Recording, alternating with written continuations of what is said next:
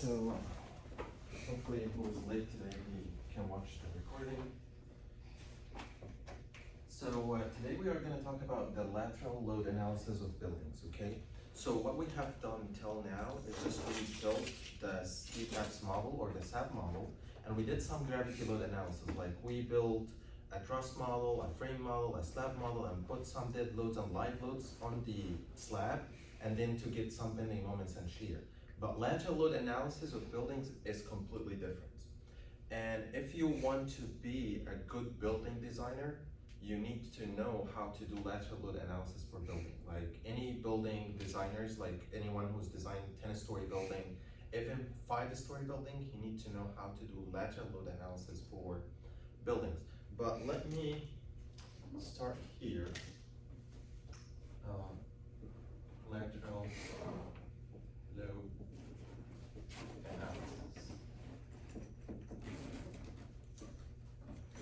Before I start the lateral load analysis, let's talk about why we do gravity load analysis for buildings. Like why, if I have a building, I put some dead load and some live load and do gravity load analysis. Because I want to design the beams and slabs to resist the load in the floor system. Like all the loads that we have here is just carried by slab, and this slab transfer the load to the beams, and the beams transfer the loads to the columns, and the columns take it from one to each other until it reaches the foundation, and from the foundation to the soil. So this is how the load transfer from our gravity loads until it gets to the foundation, right? So what we do is we need to make sure that the slab can take our load safely. How? We need to find out what is the intensity of the bending moment on the slab, on the columns, on the beams, on everything. We need to find the bending moments and shear force on the beams. We need to find the bending moment on the slab. We need to find the vertical force or the axial force on the column. So every element in our system get designed for a specific force. So the slab usually takes bending moment. The shear force on the slab is very, very low because the slab thickness is like 10 centimeters, 20 centimeters, so it doesn't take that much shear. So we usually reinforce the slab to take bending moments. As we said before, if this is the slab system and our load is distributed like this, so the slab is making something like this and something like this. So we need to have reinforcement this way and this way to resist the bending moments. And once the slab takes the load safely, it transfers the loads to the beams. Beams have bending moment and shear force, so we need to design for bending moment and shear force for beam. If our beam has torsion, so we need to design for torsion, okay? So every element gets designed for something, okay? So slab for bending moment, beams, bending moment and shear, and then once the load gets to the beams, it transfers it to the columns here. The columns take it as a vertical reaction, and we need to design the column for compressive force. So once the column take it, so the next column until it gets to the foundation, and from the foundation to the soil. But the thing is, with seismic load, it's completely different. The loads come from the ground, not from here, like not from the story. Like if we are designing our 60-story building, the loads come from the 60th story and get down story by story until it gets to the foundation. But for seismic, it gets from the soil, because the soil is shaking, the foundation takes it and get to the story one by one. So this is the difference between gravity load and seismic load, okay? So today we need to understand how lateral load analysis acting on building and how we can just do analysis, not design. The design is not today, because this course is an analysis course. We need to understand how we do analysis to the forces on the building. Okay, because as a structure analysis engineer, and definitely we are a structure engineer, so we do analysis and design, but this course is just analysis. And when I say analysis, is that we want to know what is the straining actions on the structural members, what is the internal forces in the structural members, like what is the axial force, what is the shear force, what is the bending moment. That's all analysis of structures.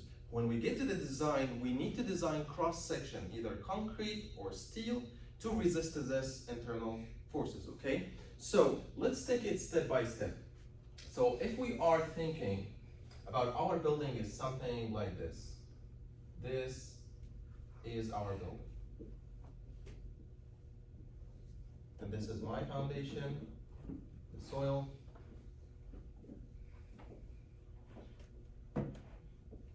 Like I have a multi-story building, something like this. Lateral load analysis of buildings is very, very complicated. So if you take this building as is, has many columns, many beams, many slabs, and start your analysis process, it will be very, very difficult. Structural engineers usually try to start with simple problems. So how we can simplify this building to do some structure analysis, and then we can go bigger, okay? So for simplification, this is a multi-story building, and let's assume this building is getting hit by an earthquake from the ground. Usually when we represent earthquakes, it is a function, a forcing function in time, because earthquake happens over time. Maybe it's a second, maybe it's a 2 second. Sometimes we have a long earthquakes, 4 seconds. And we have the acceleration on the y-axis. And this is a general acceleration, but if it's an acceleration coming from the ground, so it will be, we call it U double dot G. You guys know that U represent displacement.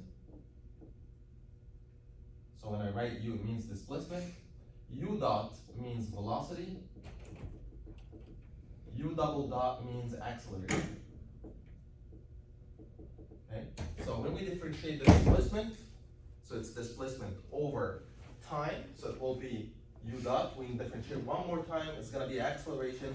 So this is basically du dt, and this one is d square u dt squared. So the second derivative of the displacement over the time gives you the acceleration. And this is how we measure the earthquake intensity. So it will tell me, okay, how about Richter? So what is this one? What is Richter? So this is the intensity of the damage that earthquake can accumulate when a damage can happen. So this is something else. But when we talk mass, when we talk structures, we talk about an acceleration in the ground that shake the building, and what is the intensity of these? And usually we refer the acceleration that happens here as a percentage from the ground acceleration. Like we say, what is U dot G? What is the acceleration of the ground? Okay, it's 0.2 G. G is equal to 9.81 meter per second squared, the ground acceleration, or 0.3 G, or 0.5 G, okay? So we need a relationship of the UG over time so that we can characterize the earthquake that impacts a building. So usually it's something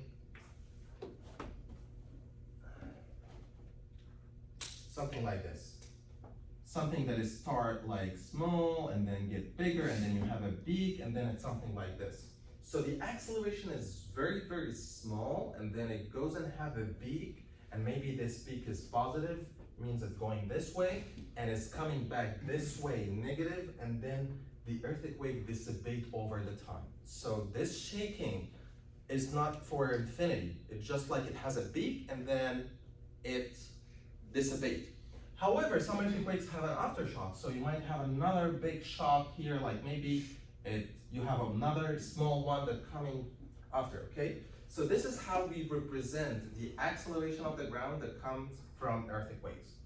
All right, so once you apply this on a building, all this slab is gonna move, okay? So this is the problem. When the ground shake, your building is not a box. Like, if my building if an earthquake is gonna happen and my building is gonna move like this, I don't have any problem. So my building is stable and it's just moving as a uniform displacement. But the thing is, it's not a box. You have a very big mass here, which is the slab, and then a very weak columns down, and then a slab, and then a columns. So you have masses distributed over the building, and there's some columns with the stiffnesses is holding this mass. So your building, actually, all these masses keep running away. So it's keep running this way and running this way. So your building is just making something like this, okay? So when something like this happens, it makes bending moments over your columns.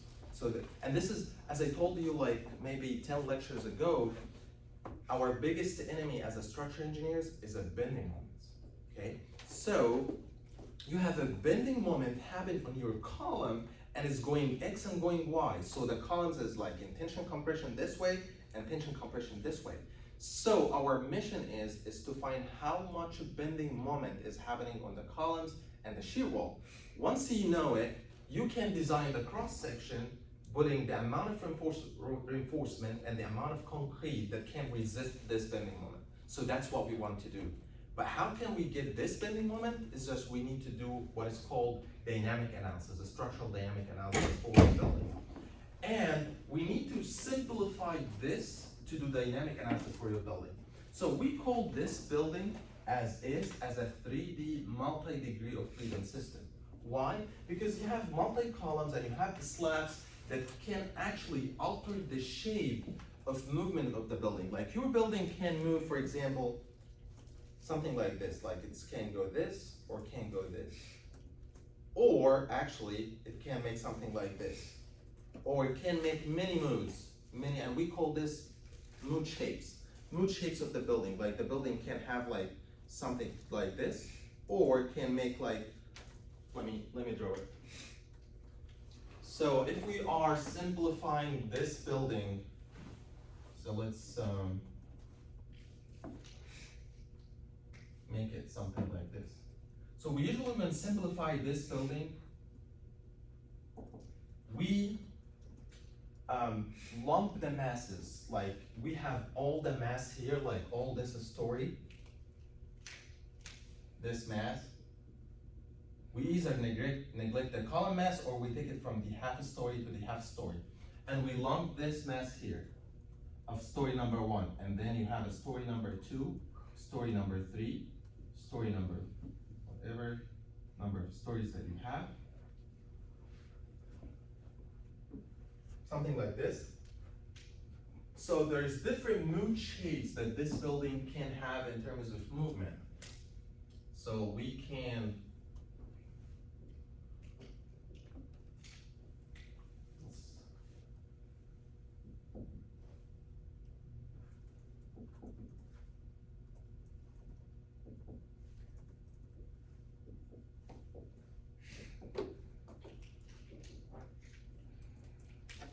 actually this building can move like this, all the masses is going this way, or can move like this, or can move like this, or can move something like this, something like that. This can make many movement, but you will tell me, I never saw a building that can do this thing. This can happen if your building is very, very thin, okay? But usually buildings do this movement. And what happened actually in all the buildings that when you make movement, it make all these movement at the same time, but with a distribution. Like 90% of the masses are moving this way, but maybe 1% contribution coming from this mode, 0.01%, 0.005%. So all the modes happen, but with a contribution. That's why we don't see the higher modes when the building is performing or doing a displacement, because this one is dominating the motion of the building, the first mood shape. So we call this mood shape number 1, mood shape number 2, mood shape number 3, until mood shape number n.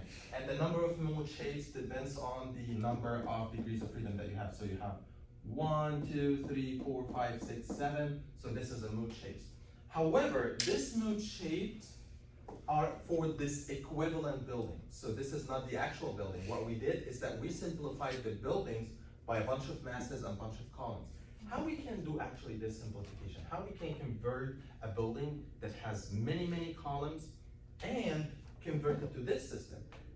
I want to tell you that we can also do much more simplification than this one. Actually, we can lump all these masses and make only one big mass and one big column, and we will end up with one mass and one column, and we can represent the building with this. So what we did here, we moved it from a building to, we call this multi-degree of freedom system, and this one is a single degree of freedom system. Why we do this is that we can do some structure analysis because this one is very, very complicated. So we move to more simplified one and much more simplified one. But how we can do this simplification? So there's a way that we can do that. So let's see how we can do it. Let's start by doing some stiffness analysis, okay? So let's start with this. Let's write here, number one, stiffness in series.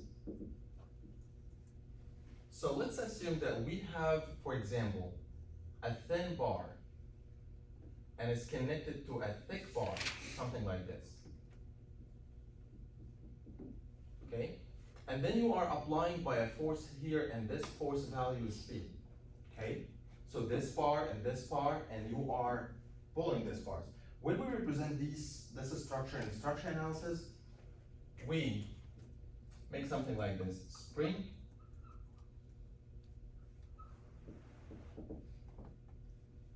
and this one has a stiffness K1 and this one has a stiffness K2, and since I'm applying axial force, so I'm talking about axial stiffness. Okay, so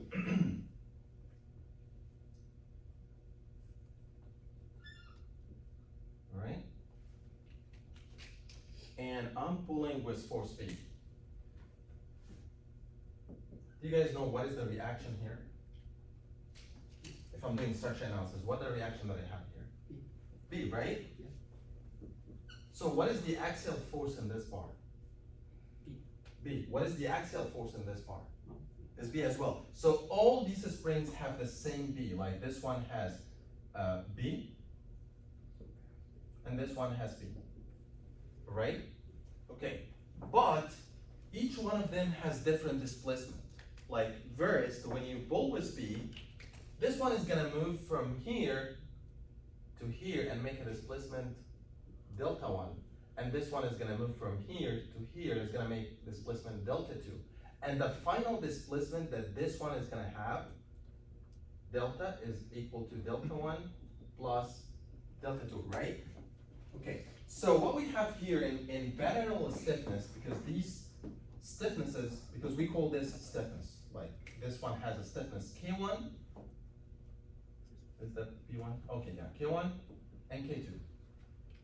So why is this K1 and K2? Because this one is a thin, so the stiffness is small, this one is big, so the stiffness is much bigger, okay? So what I learned from this one is B is equal to B1 and equal to B2. So B1 and B2 are equal to the B outside. But I have delta is equal to delta 1 plus delta 2. Alright? So how can I convert this model to one model that has one stiffness K, and this K, if you pull this bar with a force P, is gonna make a displacement equal to the equivalent delta. We need to find the equivalent system. How we can do that? We can use this formula. As we know, do you guys know Hooke's law? B equal K multiplied by delta, right? The stiffness multiplied by the displacement. This is Hooke's law.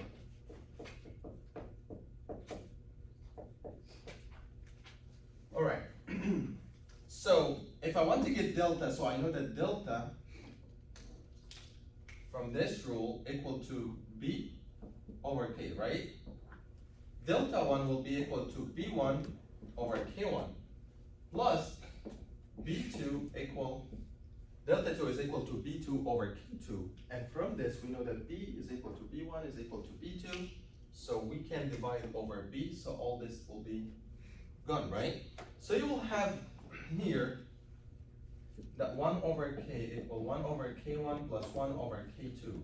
So if you want to find K, so it's gonna be K1, K2 over K1 plus K2. Do you guys have any problem with that? Does any of you have any questions, or how did I get this?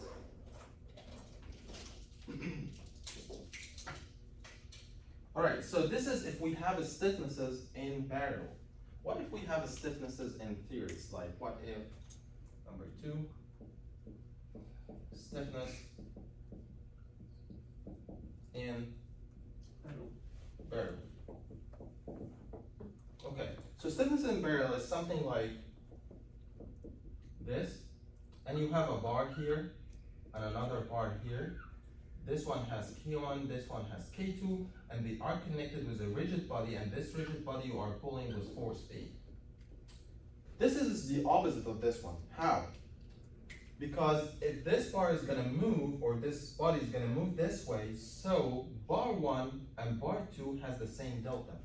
So I can say that delta equal to delta 1 equal to delta 2, because if this one is going to move this way, this one is going to move delta 1, this one is going to move delta 2, and both of them are equal to each other, which is the equivalent delta. However, this force is going to be resisted by these two springs. So this one is going to have B1, and this one is going to have B2, and both of them are not equal to each other, not like the other problem. So, but B is equal to B1 plus P2, because it's resisted by these two forces. So we need to use this equation to find the equivalent stiffness. So we know that B is equal to K multiplied by delta. By the way, K is the stiffness, so the unit of K is, for example, ton meter, and the delta is meter. So when you multiply them together, so you will find the force in ton. So let's come here. B will be equal to K multiplied by delta. B1 will be equal to K1 multiplied by delta 1 plus K2 multiplied by delta 2. And I know that delta is equal to delta 1, delta 2, so if you divide by delta, you will find out that K is equal to K1 plus K2. All right, so what did we learn from here? If you have stiffnesses in series, okay, so the equivalent stiffness, you can get it this way. If you have the stiffnesses in parallel, you can absolute sum all the stiffnesses. Let's apply this concept to this building. If this building is shaking, and it's gonna make a movement, and this slab is gonna move this way. So usually when this building moves, it's gonna move, for example, something like this.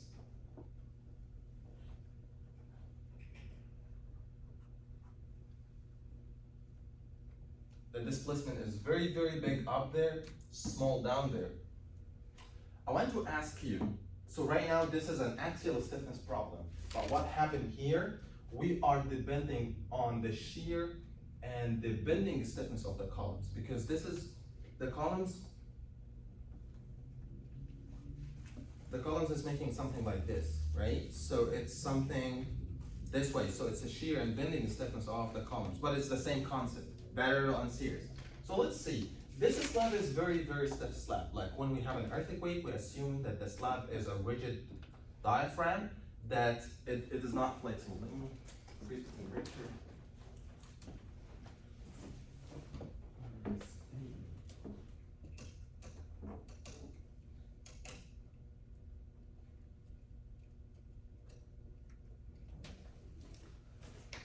So usually, we assume that the slab is rigid, so it takes all the column with it, like it doesn't leave any column, so there is no, there is no elongation, okay? So all the columns either go together this way or go together this way.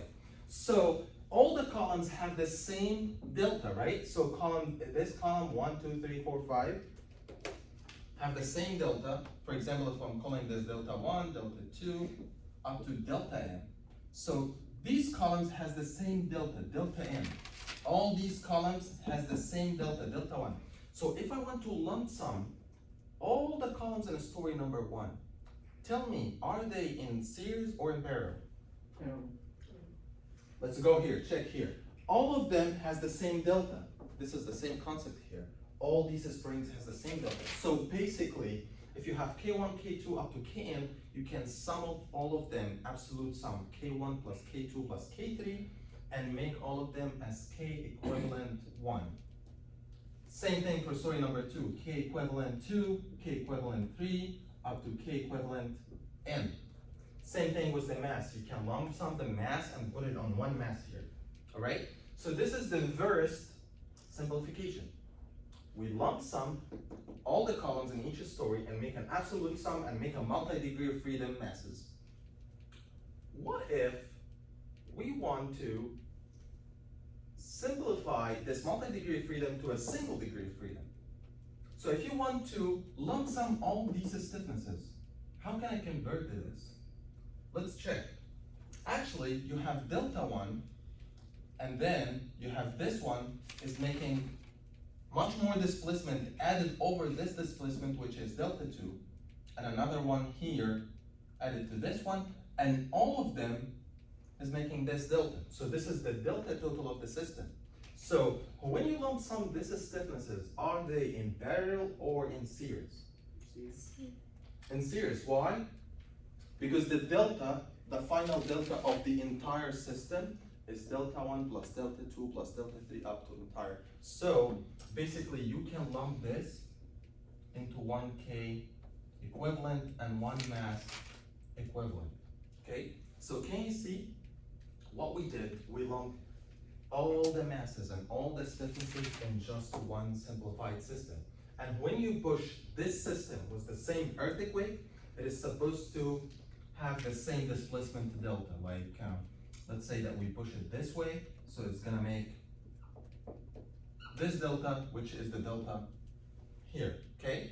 So what we did here, we simplified our building from a multi-degree 3D building to a multi-degree of freedom system of masses and a single degree of freedom system of masses. All right? So why we did this? Why we converted our building to something like that? As I told you at first, to simplify the analysis, because we are gonna do what's called responsive spectrum analysis.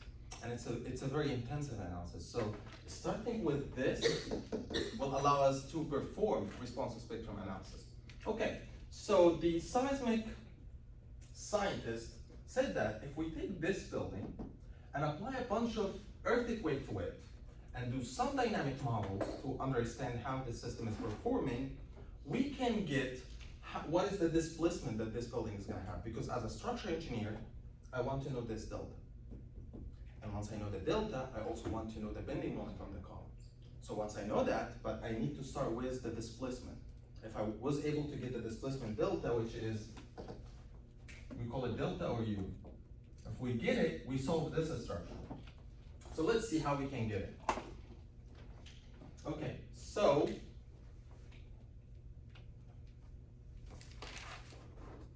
by the way, I'm trying to simplify. So what I'm doing here, I'm trying to simplify like 2 or 3 courses in one lecture.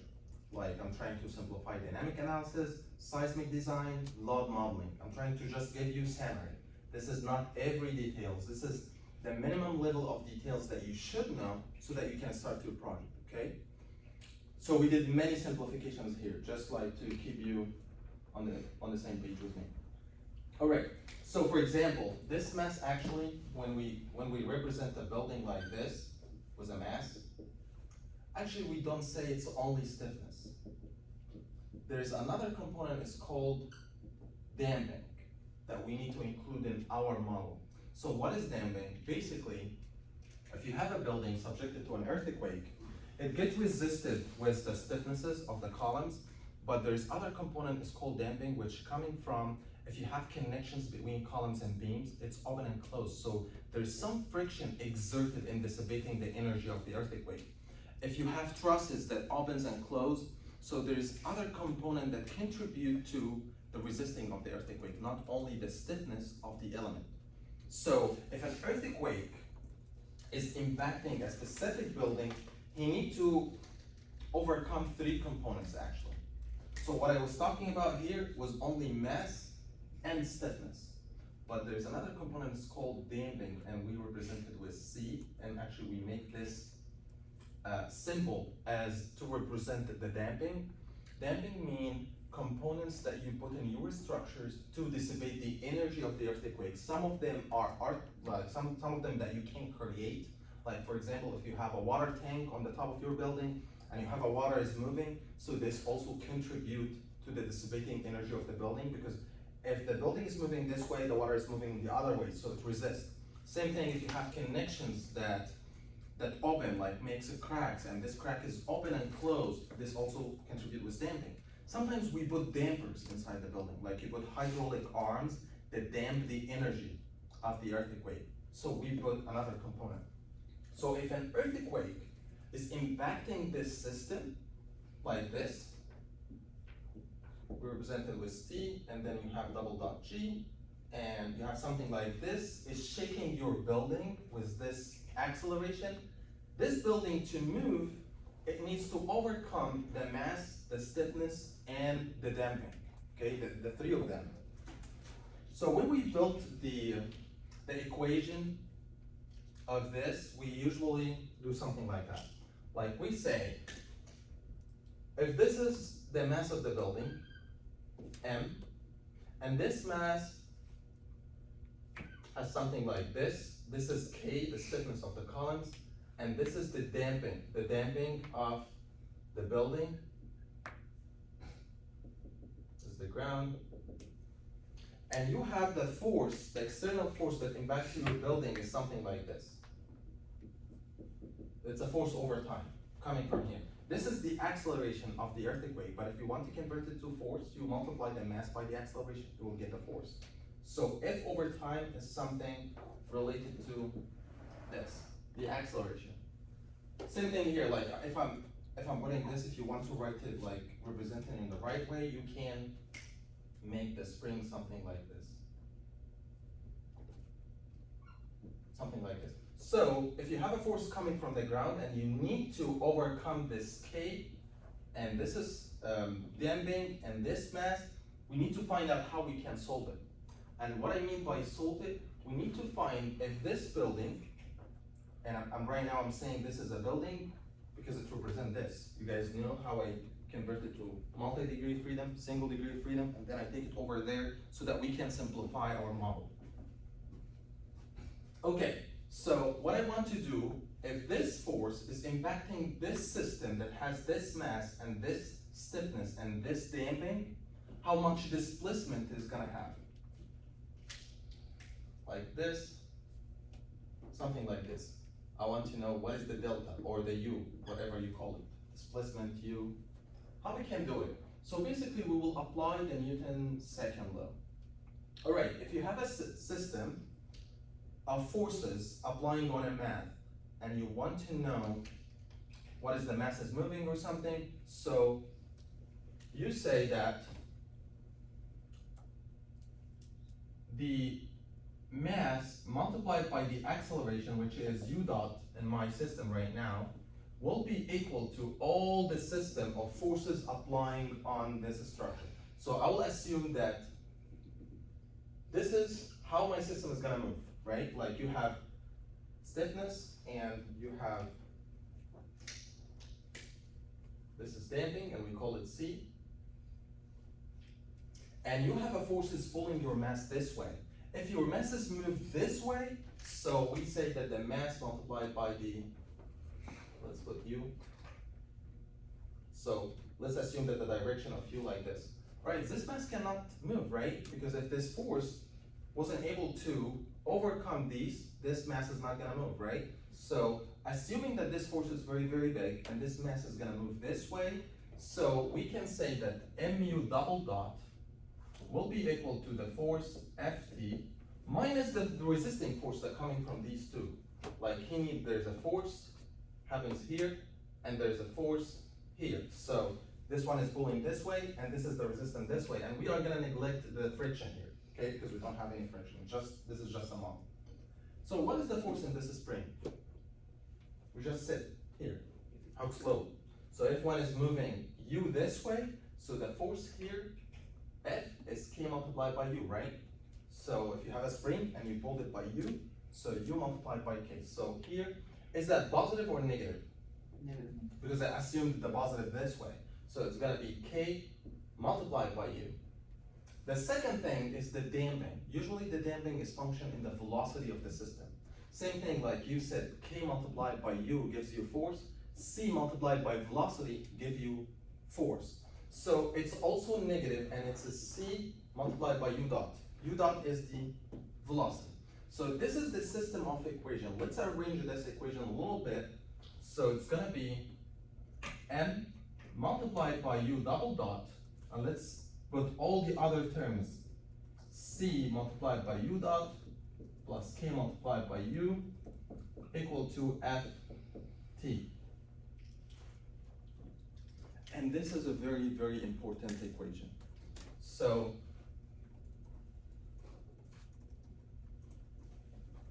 this is the differential equation of the dynamic system that we have here, okay?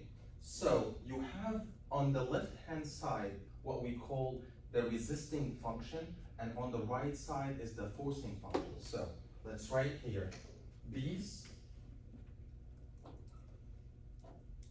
are the resisting function, and this one is the forcing function. All right? Why this is a resisting function? Because it has the mass, the damping, and the stiffness. If this force needs to overcome these three elements, so it needs to overcome the mass and overcome the damping and overcome the stiffness. Okay, so we need to overcome these three components. All right, so we have this equation. If we were able to solve this equation, and this is second degree differential equation, do you guys remember some math? If we have u double dot, which is du squared, d squared u by dt squared, the one that we have here, it's a function in t. If we were able to solve this differential equation, we can find u. Once we find u, that's what we are looking for, the displacement.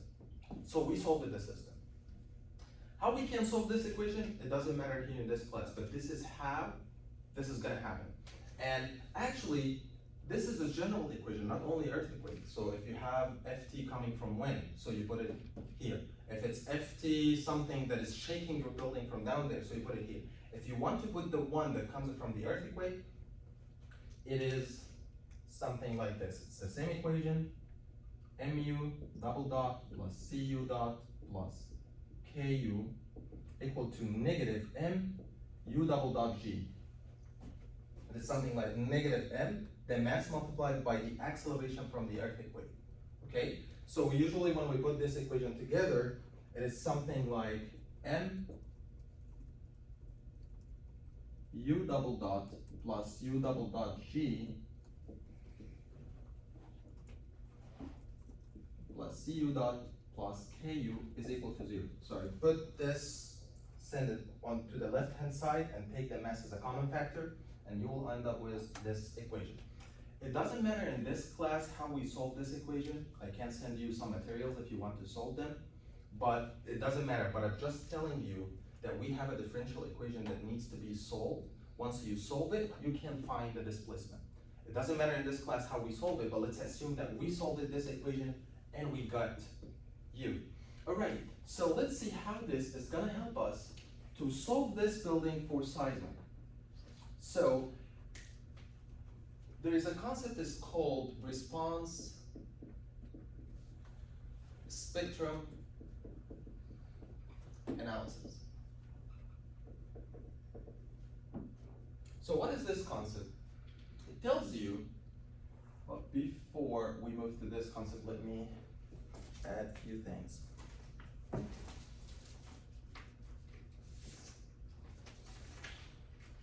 I'm just writing a couple of equations that you know for your information. So there's two parameters that we need to know about our system. The first one is omega, and the second one is the period of the building. Okay, because to start this, I need to tell you what these two components are. So if you have a building, and this building is gonna make a movement, something like this. So we characterize the building by its, we call it actually the fingerprint of the building. So if you have a building is gonna make a movement, so we characterize this motion or this shape by its period. Like it's the time that this building, if we are talking about this moon shape, number one. Moon shape number one, we characterize it by something that's called T1. and this one, we called it T2, T3, or we say omega 1, the frequency of this mood shape. So let's see how we can do that. So T is the time that this building need to make one cycle. Like the building is like this and it's shaking. So it's actually not related to the loads. It's related to the setting of the mass and the stiffnesses of the building. So this building, if it's gonna move with this mood shape, so it will move this way and go back this way and come back to its original location, right? So the time that requires this building to do this movement is called the periodic time, T1. The building has multiple periodic time, depends on the mood shapes possible that this building is gonna have. Okay, so if you have mood shape number 2, so that means that the building needs to make a shape like this. So T2 is the time that the building make this and come back this, one cycle, okay? So we call this the periodic time. And the periodic time for any building is a unique characteristic of the building. Even if you have, because there's many things that impact this periodic time.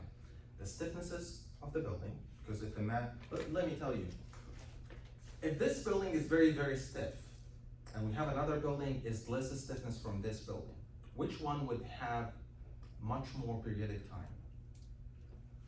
If this building is very, very stiff, so this building is gonna like make this displacement is It'll be very short. yeah, very, very short. But it's flexible, so it will take much more time, right? So it depends on the mass and the stiffness of the building, and also the damping, if we including the damping factor. If you guys take a class, structural dynamic analysis class, sometimes we solve this system. We call damping system with damping and without damping. So that's what I've told you what is damping is, right? You can solve it with and without. But here's the T. So let's write the equations of the T and the omega. In the dynamic class, I believe you guys take dynamics class before, and omega, which is the angular velocity. Do you guys know what is the angular velocity is? In dynamics, like if you have, because what we have here is like cycles, right? So it moves, goes back there, one cycle, and you can move 1, 2 cycles. Omega is the angular velocity, and we know that velocity is distance over time. But when we say omega, which is angular velocity, so that means the distance was on a circle. Like you need to move 2 pi over 1 time. So it's called 2 pi over t. And t is the periodic time. So omega, which is the frequency, is the time that requires you to make 1 cycle around this circle. So to cut distance, 2 pi over time t. So this is 1t, okay? So omega is 2 pi over t. So if you want to get the period, so it will be 2 pi over omega. So this is one way to get it. Also, omega in our structured system is proven to be equal to root k over n. So it's a function in the mass and the stiffness. So I'm not gonna worry where this is coming from, but this is how omega is equal. This one and this one. So if I want to get the t as a function of these 2 variables, so this t is gonna be equal to 2 pi root m over k, and this is prove our point. If the stiffness is very, very high, what happens to t?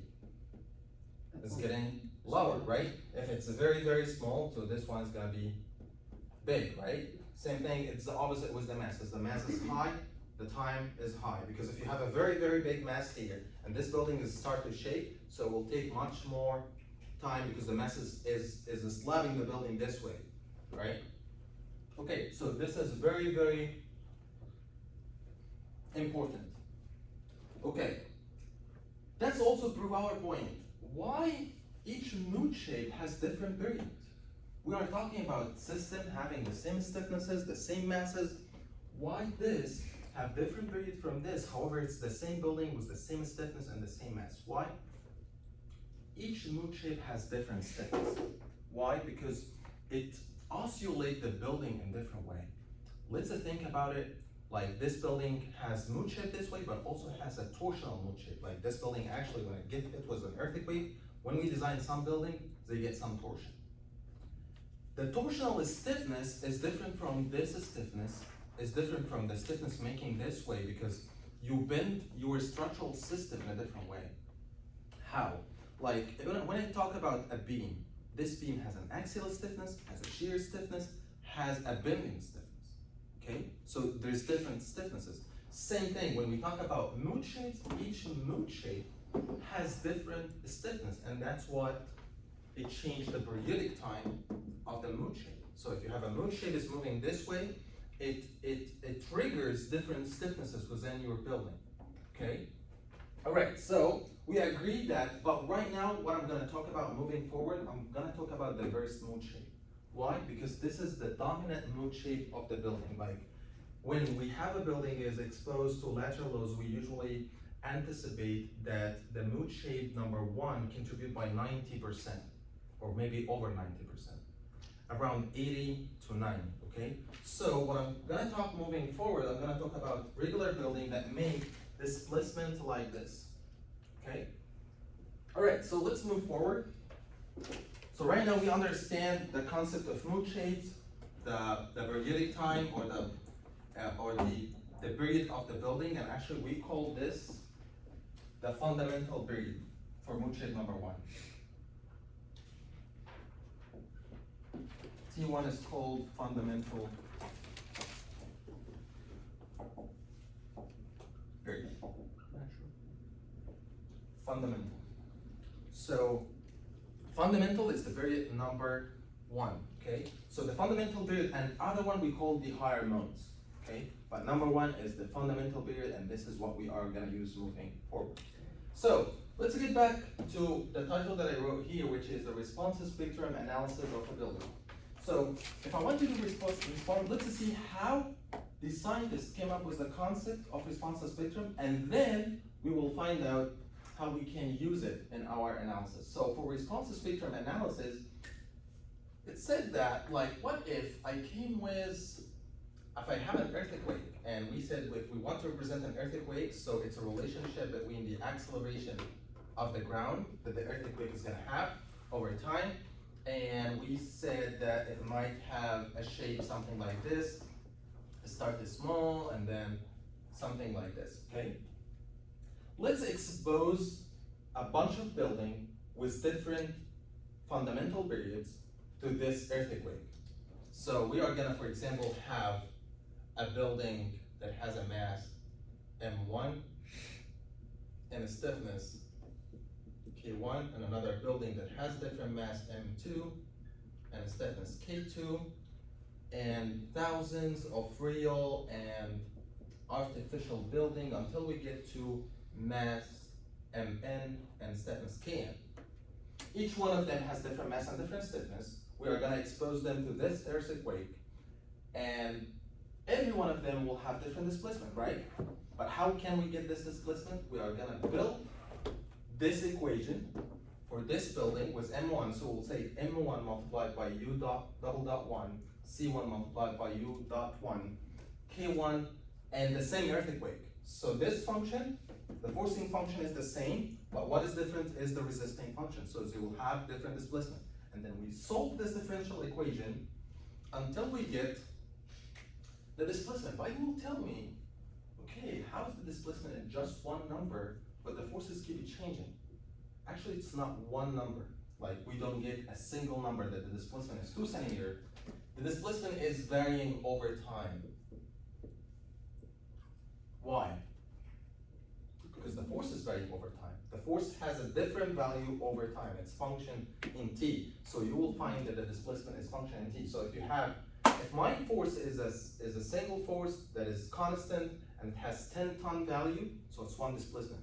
But the acceleration is keep changing, so I expect this mass is moving, for example, something like this, and then goes up, and then goes down. Depends on the force that's coming from the earthquake. So right now, we can say that TU, or actually you can capture U dot or can capture U double dot. So let's say that we will capture U double dot. If you know one of them, you can get the other. Same thing here, we need to get time versus displacement, or u double dot, time and u double dot. Let me ask you, what is the difference between this u double dot and this u double dot? This is a building. This one, what is it? Earthquake. It's the earthquake acceleration. What is this one? The building. It's the building acceleration that is a response to the earthquake. Okay, so for example, we find out that the displacement is something like this.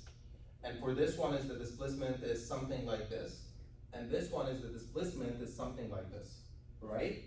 So we got the displacement for all the 1,000 buildings that we have exposed to the same earthquake. Imagine this, like you have a city like Miami is getting hit by the earthquake, this one, everyone is having different displacement, and that's true. Like if you have a tall building, it's gonna have different displacement. Small one-story building, everyone has different displacement.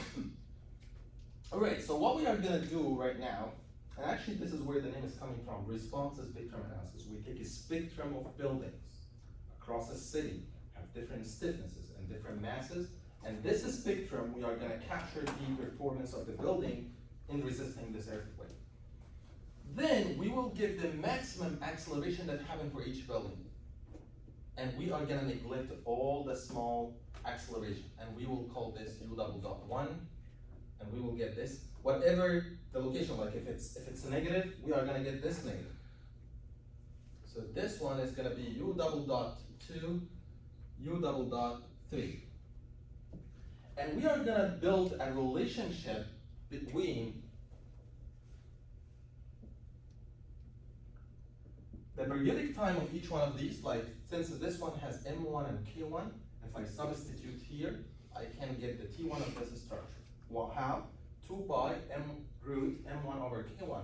Same thing, I can get T2 and I can get T3.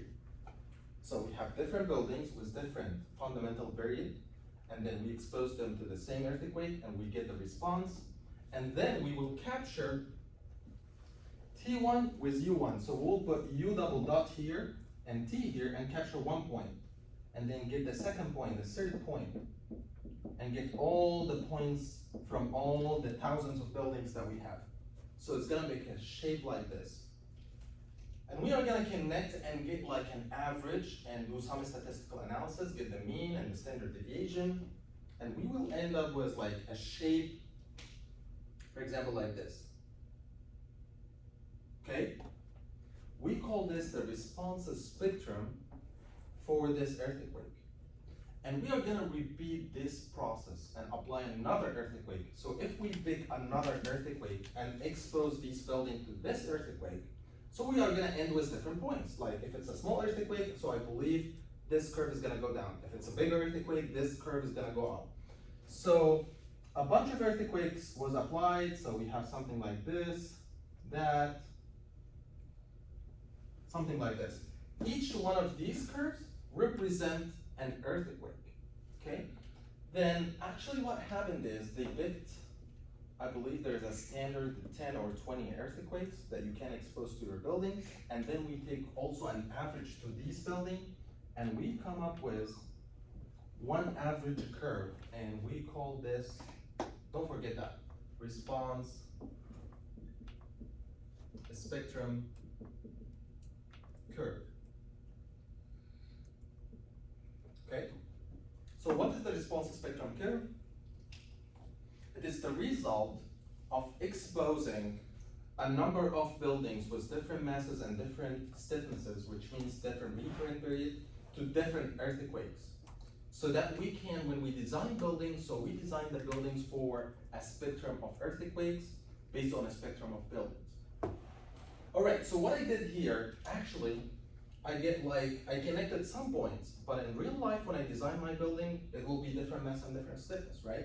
Which means different return period. So you will come to this curve with the return period, not return period, the fundamental period. So you will get to the fundamental period here and actually know what is exactly the U double dot of your building. So when we develop these standards like this, we don't want you to solve differential equations. So that's why we develop response spectrums, that we don't want engineers to do lots of math.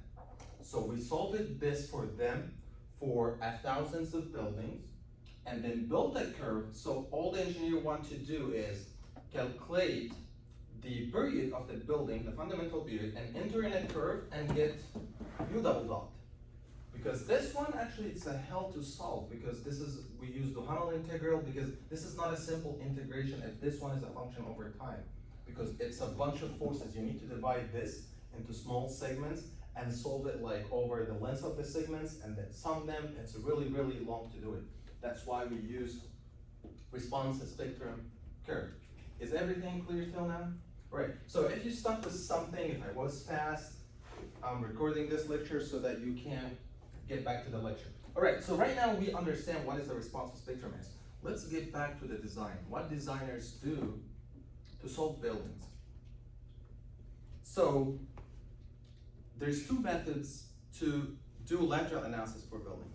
One of them, it's called equivalent to static method, and one of them is responsive spectrum method. And there's also a third one, but I usually use it for research. Like if you look in the standards, I believe the standards added some revisions that you can use time history analysis. Rather than using responsive spectrum and using an average, because responsive spectrum has lots of averaging, lots of statistics. What if when we design buildings, we put the actual earthquake and see what is gonna happen? Like, okay, I'm designing a building in California and the most damaging earthquake that happened in California is El Centro.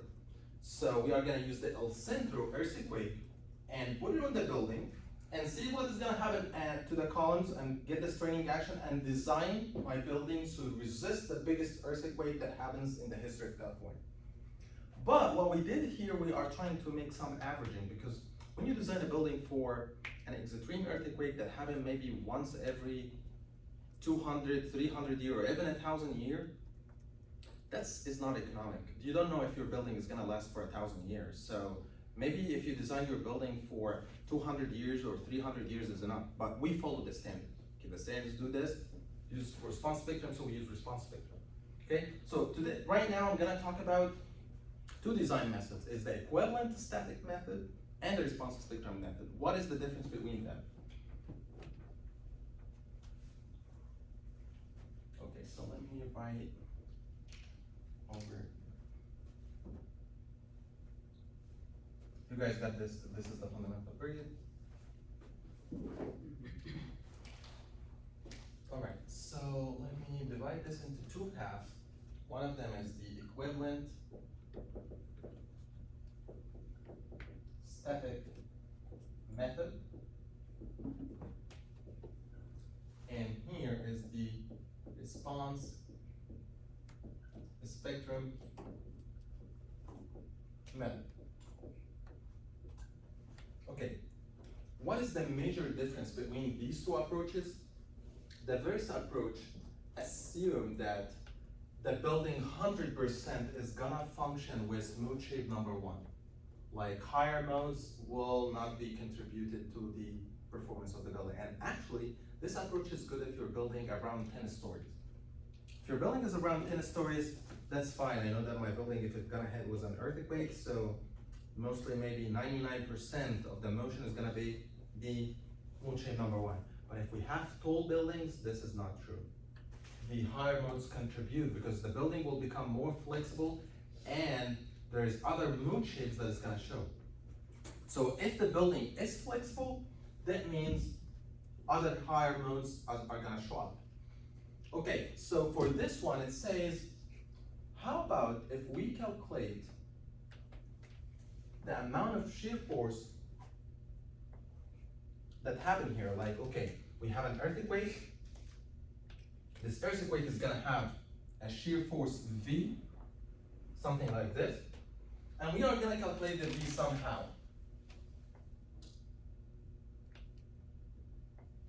All right, let me tell you how we can calculate V. So right now I'm gonna talk general, not what the standards has, but just to get an idea, because next time we're gonna see how is the standards, the ASCE 722, how it's gonna handle the earthquake loading on building. Because what I'm trying to do today, you built the model for your project, okay? So the next step is that we need to assign seismic load on the building. So I'm telling you where's the seismic load is coming from, so when you put them, so you understand how this building is exposed to earthquake, and how can you use the standards. So what I'm gonna do right now, I'm gonna tell you a general idea of what the standards is gonna do, not specifically in details, and next time we're gonna see how the details look like. All right, so let's see what is the equivalent static load has to do with designing this building. First, this building is gonna accumulate a maximum shear force down there, like you have an acceleration from the ground shaking the building. If you multiply the mass of the building by the acceleration that happens, and when I talk about the acceleration, I'm talking about seismic acceleration or building acceleration, like this. It's the building acceleration, right? Because I have a city like Miami is getting hit by an earthquake. All the buildings, let's assume all the building in this neighborhood has the same seismic acceleration. But each building, depends on the mass and the stiffness, is gonna develop its own acceleration, okay? Depends on the mass and the stiffness. So, we will assume, or we will say that the V is gonna be equal to the mass of the building multiplied by the acceleration of the building, and that's true, okay? So, let's assume that this is our V, and what we do, we say that this V is gonna be distributed linearly on the building, or not linearly, maybe we add some factors, but basically, we assume that this mode shift is gonna happen like this. This is my building.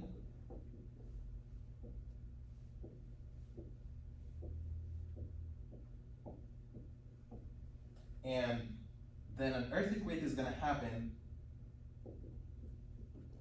U double dot G, and then this will end up, this building has an acceleration as a building, and we have a base shear, we call V as a base shear, like the shear at the base is equal to the mass multiplied by the acceleration of this building.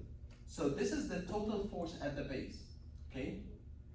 This total force actually is gonna be resisted by forces in each story. So we assume that the displacement of all this story is something like this. Like it's gonna follow the various mood shape of your building. And then we are gonna distribute the forces the same way. We're gonna distribute the forces like this force on each story. How?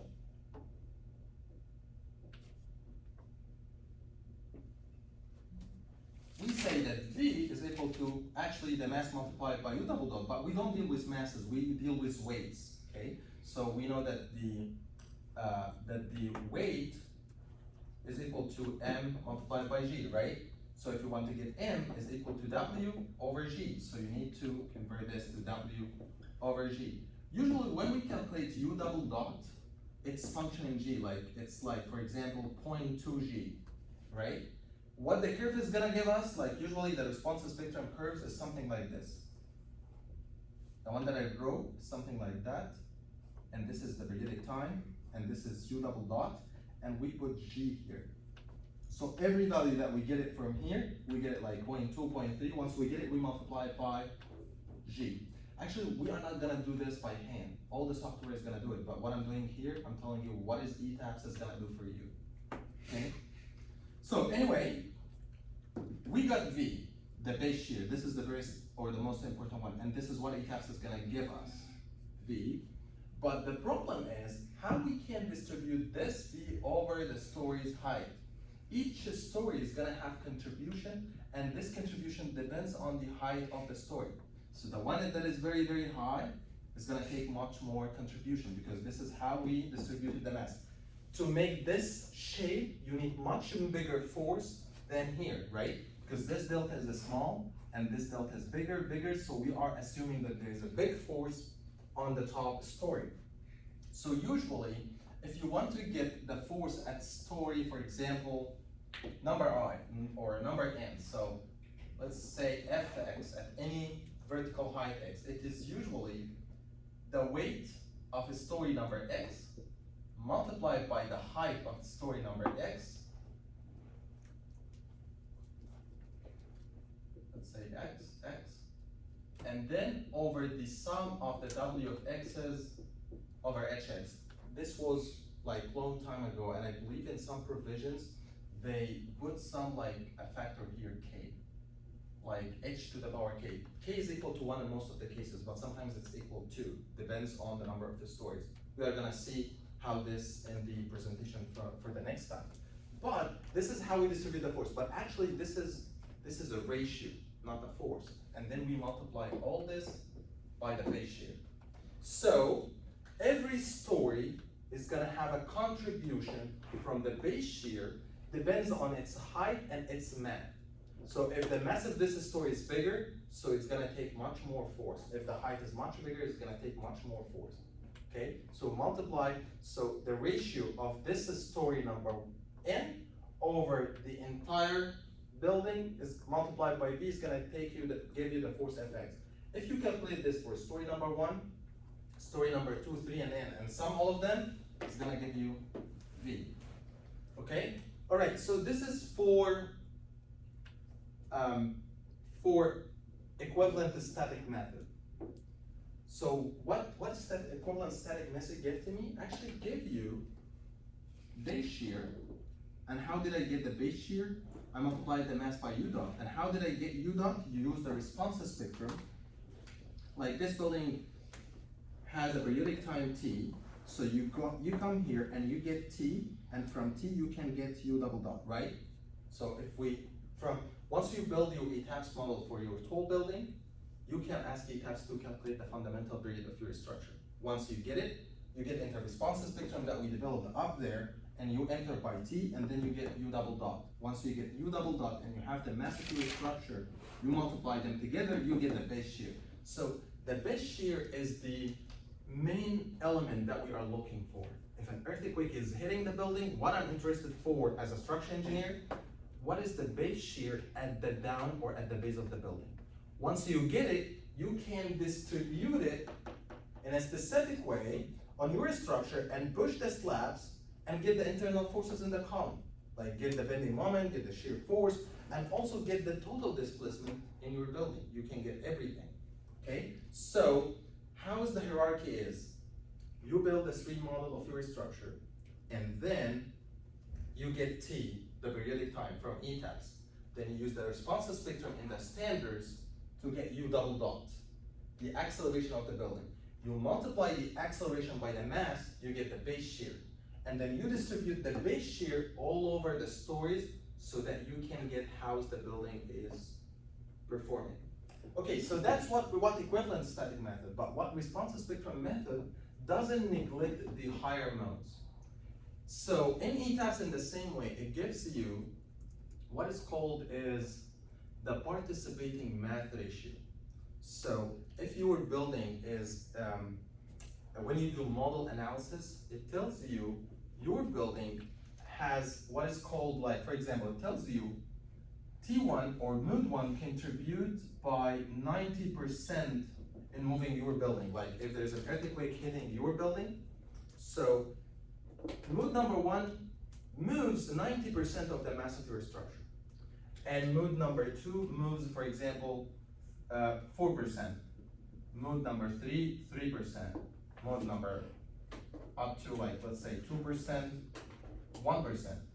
90% is the bigger mode, and that actually makes sense. Why did equivalent static consider that all the building is moving with 90%?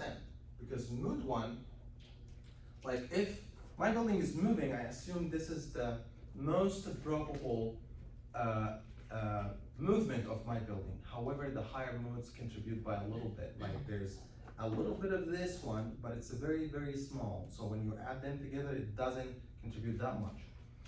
However, there are some standards out there said that you need, for example, if I'm doing a structure analysis, lateral load analysis of my building, and this number is, for example, 80%,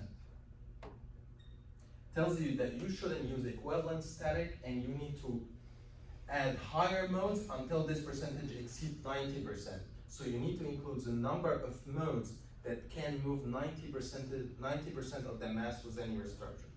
So what happened is actually,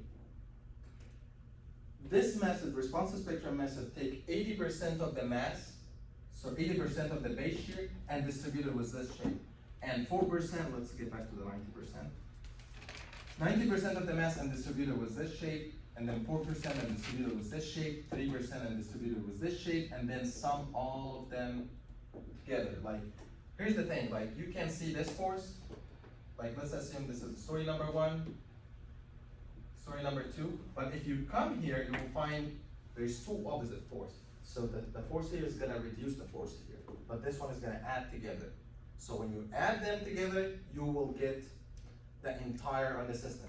However, usually when we have a 60 story, you have 60 mood shape or even more because we include the torsional mood shapes and other mood shapes. So we usually include the mood shapes that adds up to 90%. For example, when you analyze your tall building, you will find that the mood shape has a mass contributing ratio of 80%.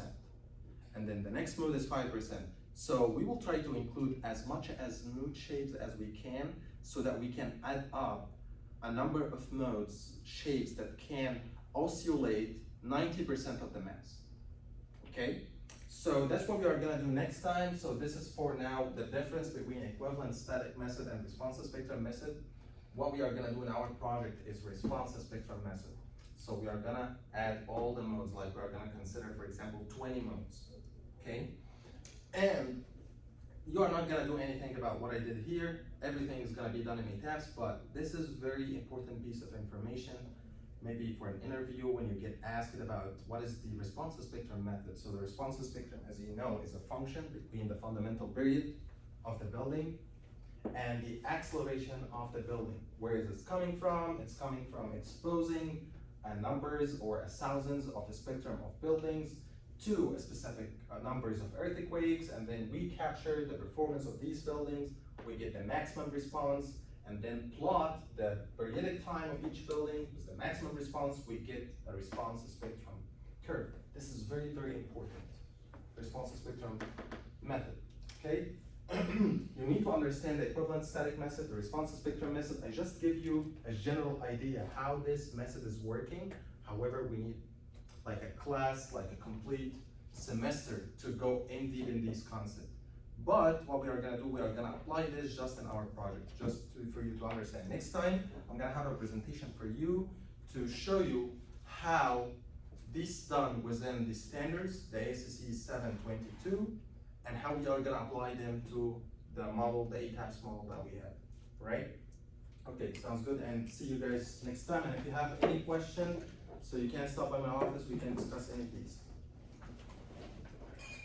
So for the homework number 5, I got some questions that you guys don't know what things that you need to show up in your homework. So what I would like to do, I need to see the 3D model, I need to see bending moments on the slabs, M1, M2, see bending moments on the beams, and I believe that's it.